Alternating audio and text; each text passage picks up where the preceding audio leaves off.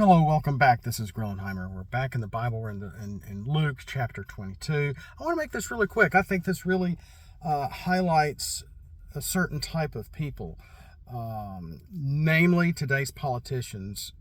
I won't say mostly Democrat, but there a lot of politicians.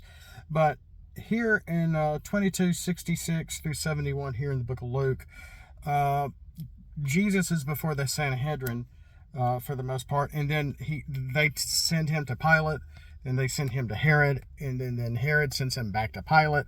A lot of things are going on that is leading up to his death at the crucifixion. But here around 66 through 69 of Luke chapter 2, let's look at this. There's something I think we can all pretty obvious we can find out here. And when it was day, the council of elders of the people assembled, both chief priests and scribes, and they led him away to their council chamber, saying, "If you are the Christ, tell us." Now, the word Christ here basically means king. Jesus the king. Jesus of Nazareth, the king of the Jews. The Christ, are you the Christ? So every time someone is asking this throughout his journey, they're asking, are you the king? Are you the king of the Jews? Are you the prophecy that has been foretold in the Old Testament? And most of the time he says, yes. But are you the Christ? Tell us. But he said to them, if I tell you, you will not believe. If I ask a question, you will not answer. But from now on, the Son of Man will be seated at the right hand of the power of God. And they all said, are you the Son of God then?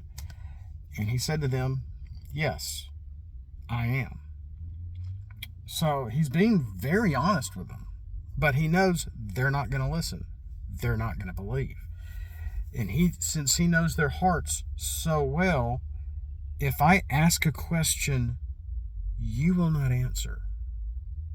I think this is very telling to certain people that are without the truth, that don't want to believe the truth, that are deceiving themselves in a realm of deception that does not match reality. And we are seeing a lot of that today.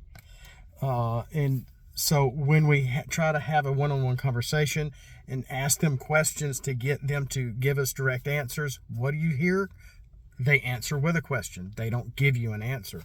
And that's what these people were doing with Jesus. And Jesus knew their hearts. He knew that, if I ask you a question, I know you're not going to answer. And they probably wouldn't have. They probably would have answered his question with a question. And that's what a lot of the vile people, a lot of people that are without the truth, that are without God, that are without Jesus, continually do. They won't answer the question. They'll answer a question with a question and try to question who's questioning them. And we see this a lot in daily life, especially deep in politicians. And I've seen this a lot over the past 30 years since I have been keeping my ear to politics, with thanks to, AM radio and etc.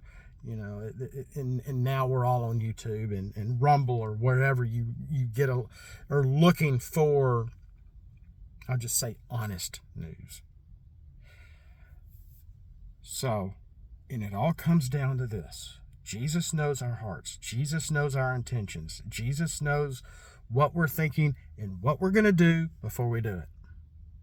And he knew these people, if he asked them questions, they would not answer. More than likely, they would answer a question with a question and dodge the answer. And we see people that don't believe, that don't want to be truthful, that don't want to be honest, doing the same exact thing in today's society. That's all I have for today. How honest are you? When someone asks you a question, do you answer it with a question, which is not answering the question? Things we need to watch out for. We'll see you next time. Blessed be the word of God. Praise be to God. Have a great day. Have a blessed day.